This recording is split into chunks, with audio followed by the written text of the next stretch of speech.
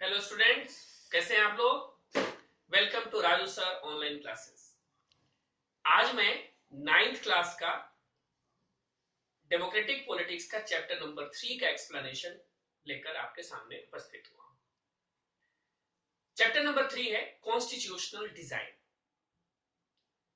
यानी वर्ड आया कॉन्स्टिट्यूशन। जैसा कि आपको पता है कि डेमोक्रेसी में रूलर कौन होते हैं? Elected representative. लेकिन इलेक्टेड रिप्रेजेंटेटिव अपने मन से कोई काम नहीं करते, बल्कि डेमोक्रेटिक कंट्री के अंदर सारे सिटीजन्स और गवर्नमेंट दोनों को सर्टेन रूल्स रेगुलेशंस फॉलो करने पड़ते हैं। इन्हीं रूल्स और रेगुलेशंस को हम कॉन्स्टिट्यूशन कहते हैं। इस चैप्टर में हम ये पढ़ने वाले हैं कि आखिर कॉन्स्टिट्यूशन की जरूरत क्यों है, बनता कैसे है, कौन लोग बनाते हैं, कौन सी डेमोक्रेटिक वैल्यू है जो सबसे ज्यादा इंपॉर्टेंट है कॉन्स्टिट्यूशन फॉर्मेशन में, कॉन्स्टिट्यूशन में चेंजेस कैसे होते हैं, इन सब चीजों के बारे में आप इस चैप्टर में पढ़ने वाले हैं। रिसेंटली जो कॉन्स्टिट्यूशन बना है दुनिया में, उसमें एक बेस्ट एग्जांपल साउथ अफ्रीका का है। इसीलिए चैप्टर के स्टार्टिंग में साउथ अफ्रीका के कॉन्स्टिट्यूशन के बारे में आपको जानकारी दी गई है और उसके बाद हम भारत के कॉन्स्टिट्यूशन फॉर्मेशन के बारे में पढ़ने वाले हैं। स्टार्टिंग में नेल्सन मंडेला के एक स्टेटमेंट से स्टार्ट होता है चैप्टर।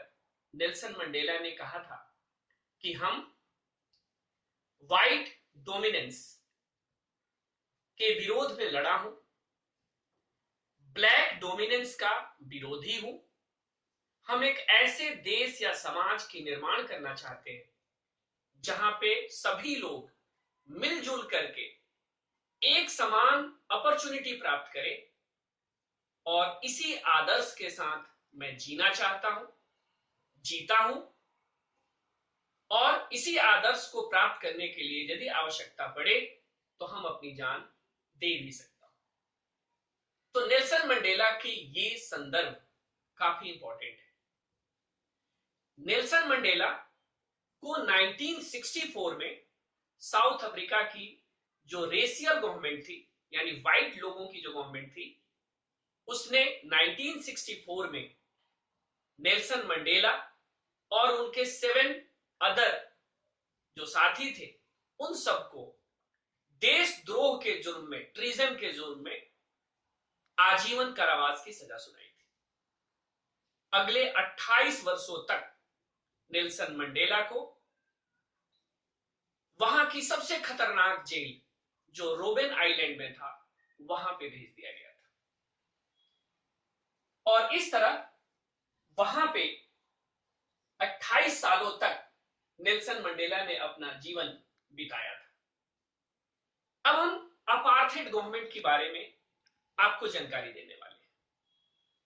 जिस तरह भारत में यूरोपियन ट्रेडिंग कंपनीज आई और अपना कॉलोनी बनाई, ठीक उसी तरह British trading companies south Africa में भी आई, लेकिन भारत के अपोजिट वहां पे उन्होंने कॉलोनी नहीं बनाया, बल्कि वहीं पे वो परमानेंट सेटल्ड हो गए। धीरे धीरे वहां की ट्रेडिंग कंपनी यानी गोरे लोगों ने वहां के सरकार पे अपना प्रभुत्व स्थापित किया और धीरे धीरे उस पूरे देश का शासन व्यवस्था अपने अधीन कर लिया। ये जो गवर्नमेंट थी उसमें व्हाइट लोगों का प्रतिनिधित्व था और व्हाइट लोग वहां की शासन व्यवस्था को चलाने लगे। साउथ अफ्रीका के अंदर व्हाइट के अलावा जो वहां के नेटिव्स थे, जो ब्लैक थे, इनकी आबादी 3/4 थी पॉपुलेशन में, यानी 75% पॉपुलेशन ब्लैक लोगों की। व्हाइट और ब्लैक के अलावा वहां पे एक मिक्स्ड रेस के भी लोग थे जिनको कलर्ड पीपल कहा जाता था और चौथे तरह के वे लोग थे जो इंडिया से माइग्रेटेड थे, उनको इंडियंस कहा जाता था। इस तरह साउथ अफ्रीका में ये चार कम्युनिटी के लोग थे, व्हाइट, ब्लैक, कलर्ड और इंडियंस। अब वहां पे व्हाइट लोगों की जो गवर्नमेंट थी उसने नॉन व्हाइट के साथ बहुत भेदभावपूर्ण सरकार की स्थापना की थी। इसी को अपार्थेड कहते हैं, यानी एक ऐसी सरकार जो ऐसे मूल्यों पर आधारित थी जिसमें दो अलग अलग तरीके की व्यवस्था की गई थी। यहां तक कि चाहे वो ट्रेन हो, बस हो, हॉस्पिटल्स हो, स्कूल्स हो, कॉलेज हो, सिनेमा हॉल्स हो, स्विमिंग पूल हो, बीचेस हो या पब्लिक टॉयलेट्स हो, सभी चीजें व्हाइट और नॉन व्हाइट लोगों के लिए अलग अलग बनाई गई थी। ये अलग अलग तरीके, एक ही देश के अंदर दो अलग अलग तरीके की जो व्यवस्था थी, इसी सिस्टम को थियरी ऑफ सेग्रीगेशन कहते हैं, यानी पृथक करने का सिद्धांत, अलग करने का सिद्धांत। और इसी सिद्धांत पर वहां की जो व्हाइट गवर्नमेंट थी वर्क कर रही थी। जो ब्लैक लोग थे उनको यहां तक कि चर्चेज में जाने का अधिकार नहीं था, जिस चर्च में व्हाइट लोग जाते थे। ब्लैक लोगों के पास कोई भी ऑर्गेनाइजेशन बनाने का, यूनियन बनाने का या पॉलिटिकल पार्टी बनाने का कोई अधिकार नहीं था। मीडिया पर बैन लगाया हुआ था। ब्लैक लोगों को व्हाइट लोगों के सेटलमेंट में जाकर बसने का अधिकार नहीं था। यहां तक कि यदि काम करने के लिए भी जाना हो व्हाइट एरियाज के अंदर तो ब्लैक लोगों को परमिट लेनी पड़ती थी। इस तरह की रंग भेद के आधार पर सरकार अपना काम कर रही थी। लेकिन 1950s में इस सरकार का विरोध करने के लिए कुछ अलग अलग ग्रुप्स, ऑर्गेनाइजेशंस बने, जिसको लीड करने का काम अफ्रीकी नेशनल कांग्रेस ने किया। अफ्रीकी नेशनल कांग्रेस एक ऐसी पार्टी बनकर उभरी जिसके अंदर वो सारे ग्रुप्स जो कि रेशियल गवर्नमेंट का विरोध कर रहे थे, वो सारे एकजुट हो गए और अफ्रीकन नेशनल कांग्रेस ने इस मूवमेंट को लीड करने का काम किया। जैसे जैसे अफ्रीकी नेशनल कांग्रेस का मूवमेंट आगे बढ़ता गया, वहां की जो रंगभेदी सरकार थी, यानी जो व्हाइट गवर्नमेंट थी, उन्होंने धीरे धीरे कुछ रियायतें देनी शुरू कर दी। 28 वर्षों तक जेल में रहने के बाद 1992 में नेल्सन मंडेला को जेल से रिलीज कर दिया गया और अल्टीमेटली 26 अप्रैल 1996 को रिपब्लिक ऑफ साउथ अफ्रीका का जन्म हुआ। लेकिन और ये जो नई सरकार बनी और इस तरह 1996 में एक मल्टी रेशियल गवर्नमेंट बनी, यानी एक ऐसी गवर्नमेंट जिसमें व्हाइट, ब्लैक और बाकी सारे लोगों को भी शामिल किया गया। तो रेसियस्ट गवर्नमेंट से मल्टी रेशियल गवर्नमेंट की जो जर्नी थी, यानी एक ऐसी गवर्नमेंट जो एक सर्टेन रेस के ही फेवर में थी और एक ऐसी गवर्नमेंट जिसमें सारे रेस के लोगों को इक्वल अपॉर्चुनिटी मिल रही थी, ये जो ट्रांजिशन था ये आसान नहीं था, ये काफी मुश्किल था। लेकिन ये संभव हुआ कैसे, ये क्यों संभव हो पाया, इसे समझने के लिए हम फिर से नेल्सन मंडेला की एक पंक्ति आपको दोहराना चाह रहा हूं। उन्होंने कहा कि एक तरफ ये जो हमारा कॉन्स्टिट्यूशन है, यहां पे हमारी हिस्ट्री और फ्यूचर दोनों का ट्रांजिशन जोन है और हम दोनों तरह के लोग एक साथ इसलिए मिल पाए हैं क्योंकि हमें एक दूसरे के गुडनेस में विश्वास है, हम एक दूसरे पे भरोसा रखते हैं और उनका मानना था कि ह्यूमन बीइंग का भरोसा करना, दूसरे ह्यूमन बीइंग के साथ भरोसा करना ही डेमोक्रेसी का सबसे इंपॉर्टेंट प्रिंसिपल है। यदि डेमोक्रेसी कहीं भी सक्सेसफुल तभी होगा जब लोग एक दूसरे पे विश्वास करेंगे। और इस तरह ब्लैक और व्हाइट दोनों तरह के लोगों ने मिलकर एक कॉन्स्टिट्यूशन का निर्माण किया। जब दोनों में समझौता हुआ तो जो ब्लैक लीडर्स थे, नेल्सन मंडेला या और भी जो लीडर्स थे, उन्होंने अपने फेलो लीडर्स और जो एक्टिविटीज थे, काले लोग थे, उनसे उन्होंने गुजारिश की कि आप उन सारे अन्यायों को भूल जाइए जो व्हाइट गवर्नमेंट ने आपके साथ किए हैं। आप उन सारे जख्मों को भूल जाइए, उन सारे दर्द को भूल जाइए जो दूसरी सरकार ने आपको दी है। आप बदले की कोई कार्रवाई नहीं करेंगे, बल्कि आज से हम एक नए देश के लिए, चाहे व्हाइट हो या ब्लैक हो, दोनों तरह के लोग मिल करके एक नए कॉन्स्टिट्यूशन को बनाएंगे। 2 साल तक लंबे डिस्कशन के बाद वहां एक कॉन्स्टिट्यूशन बनता है और वो कॉन्स्टिट्यूशन दुनिया का सबसे अच्छा कॉन्स्टिट्यूशन इस मायने में समझा गया क्योंकि वहां पे जो ह्यूमन राइट्स दिए गए, जो लोगों के अधिकार दिए गए, आज दुनिया के सारे कॉन्स्टिट्यूशन में सबसे ज्यादा कहीं अधिकार मिले हैं तो वो साउथ अफ्रीका के सिटीजन्स को मिले। वो देश जहां कुछ ही समय पहले तक दुनिया के सारे देश उसके साथ किसी तरह का नाता रिश्ता नहीं रख रहे थे, आज पूरे दुनिया में उसे एक मॉडल डेमोक्रेसी के रूप में प्रपोज किया जाने लगा, माने जाने लगा। तो इस तरह वहां पे कॉन्स्टिट्यूशन फॉर्मेशन का काम शुरू हुआ। अब हम अगले पार्ट पे पहुंचते हैं, जो पार्ट है कि why do we need a constitution, आखिर हमें कॉन्स्टिट्यूशन की जरूरत है क्यों। निश्चित तौर पे इस आंसर के लिए भी हमें फिर से साउथ अफ्रीका के स्टोरी पे जाना होगा, क्योंकि ब्लैक और व्हाइट, ऑपरेसर और ऑपरेस्ड, यानी यातना देने वाले लोग और यातना सहने वाले लोग, दोनों मिलकर जब कॉन्स्टिट्यूशन का फॉर्मेशन कर रहे थे तो ये काम आसान नहीं था, काफी मुश्किल था, क्योंकि दोनों एक दूसरे पे विश्वास नहीं करने वाले थे।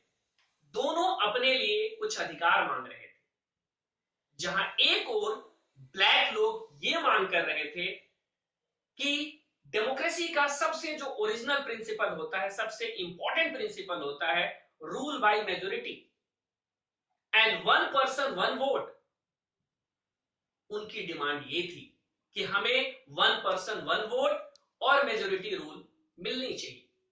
दूसरी ओर जो व्हाइट पीपल थे वो अपनी प्रिविलेजेस और अपनी प्रॉपर्टी की सुरक्षा चाहते थे, क्योंकि उन्हें डर था कि यदि यहां डेमोक्रेसी आ गई और कल ब्लैक गवर्नमेंट बने तो हमारे साथ वो सारे भेदभाव जो हमने कभी पीछे किए हैं, यदि वो हमारे साथ करने लगे तो फिर हमारी भी वही दशा हो जाएगी जो पहले ब्लैक लोगों की थी। इस तरह दोनों के विचारों को इस कॉन्स्टिट्यूशन में जगह देनी थी। कठिन दौर के बाद, यानी बहुत लंबे समय तक डिस्कशन हुआ। डिस्कशन करने के बाद दोनों ने एक दूसरे की मांगे मानी, जहां एक और व्हाइट पीपल ने यह मान लिया कि हम मेजोरिटी रूल मानते हैं, 1 पर्सन 1 वोट देते हैं, यहां तक कि ब्लैक लोगों को इकोनॉमिक और सोशल राइट्स भी देने के लिए तैयार हो गए। दूसरी ओर जो ब्लैक पीपल थे वो इस बात पे एग्री हुए कि कॉन्स्टिट्यूशन के अनुसार, या यूं कह लें कि हम फ्यूचर में कोई भी गवर्नमेंट जो बनेगी, मेजोरिटी गवर्नमेंट बनेगी, वो किसी भी माइनॉरिटी पीपल यानी व्हाइट लोगों की प्रॉपर्टी को या उनके राइट्स को किसी भी तरह से विड्रॉ नहीं किया जाएगा। यानी मेजोरिटी गवर्नमेंट माइनॉरिटी पीपल के साथ किसी तरह का भेदभाव नहीं करेंगे, बल्कि देश में दोनों का बराबर अधिकार होगा और हम दोनों मिलकर कोई भी समस्या होगी उसमें सबकी भागीदारी होगी, किसी को एक्सक्लूड नहीं किया जाएगा, किसी को नीचा नहीं दिखाया जाएगा। और इस तरह ये सारी बातें डिस्कशन के बाद सामने आई। लेकिन ये सारी बातें जो डिस्कस हो रही थी, इसको सोचा गया कि इसे यदि हम एक लिखित रूप दे दें ताकि आने वाले लोग भी इसे माने, तभी तो हम दोनों का विश्वास एक दूसरे पे बना रहेगा। और ठीक यही हुआ, इसको लिखित रूप दिया गया और तब एक कॉन्स्टिट्यूशन बना। यानी हम लोगों को एक दूसरे पर विश्वास करने के लिए कॉन्स्टिट्यूशन का होना जरूरी है। तो इस तरह आप समझ गए होंगे कि कॉन्स्टिट्यूशन का होना क्यों जरूरी है। अब कॉन्स्टिट्यूशन की डेफिनेशन की बात आती है, तो व्हाट इज कॉन्स्टिट्यूशन? तो constitution is the supreme law that determines the relationship among people living in the territory and also the relationship between people and government। यानी एक ऐसी सुप्रीम ऑथोरिटी है जो लोगों के अधिकार को बताती है और लोग और सरकार का रिलेशन कैसा होगा उसे भी डिफाइन करती है। इस तरह कॉन्स्टिट्यूशन एक सुप्रीम ऑथोरिटी है। कॉन्स्टिट्यूशन के बिना डेमोक्रेसी का चलना लगभग असंभव है। कोई भी गवर्नमेंट जो डेमोक्रेटिक है उसके पास कॉन्स्टिट्यूशन होगा। कॉन्स्टिट्यूशन होगा तो डेमोक्रेसी होगी या नहीं होगी ये डाउटफुल है, लेकिन यदि कोई कंट्री डेमोक्रेटिक है तो उसके पास कॉन्स्टिट्यूशन जरूर होगा। इस तरह कॉन्स्टिट्यूशन की नीड हमें महसूस हुई। अब कॉन्स्टिट्यूशन करता क्या है? what is the functions of constitution? तो कॉन्स्टिट्यूशन के कुछ फंक्शंस हैं जो मैंने लिखे हैं। पहला फंक्शन है कि constitution generates degree of trust, यानी लोगों में विश्वास पैदा करता है। यानी कॉन्स्टिट्यूशन होगा तो लोगों में एक दूसरे के प्रति विश्वास बढ़ेगी, यानी लोगों का फेथ बनाए रखने के लिए हमें कॉन्स्टिट्यूशन की जरूरत है। दूसरा है कि how the government will be formed, सरकार कैसे बनेगी, सरकार बनने की प्रक्रिया क्या होगी, किसके पास कौन अधिकार होंगे, ये सारी चीजें हमें कॉन्स्टिट्यूशन से ही पता चलता है। थर्ड कि कॉन्स्टिट्यूशन जो होता है वो गवर्नमेंट की पावर को भी लिमिट करता है। यानी कॉन्स्टिट्यूशन यदि नहीं होगा तो कोई भी गवर्नमेंट अपने पावर को मिसयूज कर सकती है। इसीलिए गवर्नमेंट का पावर कंट्रोल होना चाहिए और ये कंट्रोलिंग ऑथोरिटी कौन है? कॉन्स्टिट्यूशन है। यानी constitution control the power of the government. And fourth point, it express the aspiration of the people, यानी लोगों की जो आकांक्षा है, लोगों का जो विश्वास है, लोगों की जो अभिलाषा है, लोगों की जो इच्छा है, उसको जागृत करने का काम, उसे प्रकट करने का काम कॉन्स्टिट्यूशन ही करता है। इस तरह हम कह सकते हैं कि कॉन्स्टिट्यूशन के बिना किसी भी देश की लोकतांत्रिक व्यवस्था को हम नहीं चला सकते। इस तरह आपने ये सीखा कि कॉन्स्टिट्यूशन की जरूरत क्यों है और साउथ अफ्रीका के स्टोरी आपने देखी कि साउथ अफ्रीका में कॉन्स्टिट्यूशन कैसे बना, कैसे वहां पे लोग एक दूसरे के साथ मिल बैठ करके एक ऐसे कॉन्स्टिट्यूशन का मॉडल तैयार किया जो दुनिया का सबसे बेस्ट एग्जाम्पल बन गया। और हमें कॉन्स्टिट्यूशन की नीड क्यों है ये आपने देखा। उम्मीद करता हूं कि आपको मेरी वीडियो अच्छी लगी होगी। यदि आपको अच्छी लगे तो प्लीज लाइक कीजिए, शेयर कीजिए ताकि ज्यादा से ज्यादा लोग इसका लाभ उठा सकें, और सब्सक्राइब करना मत भूलिए, क्योंकि यदि सब्सक्राइब करेंगे तो हमारी वीडियोस आपको पहले पता चल जाएंगे और आप उसका बेनिफिट पहले उठा सकते हैं। Till then